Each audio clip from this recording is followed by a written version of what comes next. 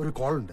കോളോ? അതെ, international call. വിവേകാനന്ദൻ വൈറലാണ്. Physically പുരുഷനെ കീഴടക്കണം, physically പുരുഷനെ അടിച്ചിടണം, കെട്ടിയിടണം, പകരം വീട്ടണം എന്നൊക്കെ തെറ്റിദ്ധരിപ്പിക്കുന്ന സ്യൂഡോ ഫെമിനിസത്തെ ന്യായീകരിക്കുന്ന ഒരു വൃത്തികെട്ട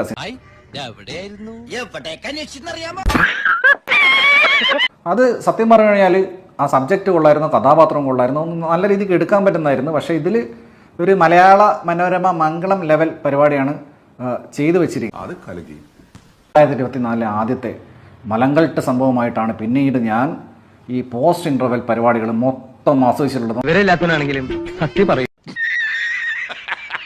പിന്നെയുള്ളത് മറീനയുടെ ക്യാരക്ടറാണ്. അങ്ങേയറ്റം വെറുപ്പിക്കൽ ക്യാരക്ടർ, ഒരു വെറുപ്പിക്കൽ, ഒരു ചൊറിഞ്ഞ ക്യാരക്ടർ.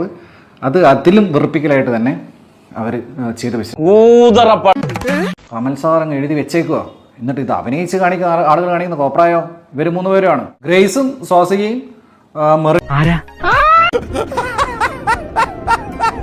ഏത് സ്ത്രീയാണ് പറയുന്നത്? നാട്ടിലെ നിയമം വെല്ലുവിളിച്ചുകൊണ്ട്, നിയമത്തെ അട്ടിമറിച്ചുകൊണ്ട് ഒരു ക്രൈം ചെയ്യുന്ന പുരുഷനെ ഫിസിക്കലി കീഴ്പ്പെടുത്തലാണ് ഫെമിനിസം എന്ന് വിശ്വസിക്കുന്ന സ്യൂഡോ ആയിട്ടുള്ള ആളുകൾ. ഇതിനെ ഗ്ലോറിഫൈ ചെയ്യുകയാണ് കമൽ സാർ. എന്തോ ഒരു പുരോഗമന സിനിമ പടച്ചുവിടണം എന്ന് കരുതി ഉണ്ടാക്കിയെടുത്തിട്ടുള്ള ഒരു അപരാധം മാത്രമാണ് വിവേകാനന്ദൻ വൈറലാണ് എന്നുള്ള ഈ സിനിമ. അങ്ങേയറ്റം റിഗ്രസീവായിട്ടുള്ള സിനിമ, ഇത്രയും പുറകോട്ട് വലിക്കുന്ന ഒരു സിനിമ ചെയ്തു വെച്ചിട്ട് ഇവർ എന്താണ് ഇവർക്ക് മനസ്സിലാവാത്തത്? ഇത് പ്രോഗ്രസീവ്നെസ് അല്ല എന്ന്. എവിടുന്നെങ്കിലും ഒരു വാടക കൊലയാളെ കിട്ടുമോ മാഷെ? അവനെ തട്ടിക്കളയേ നിവർത്തി.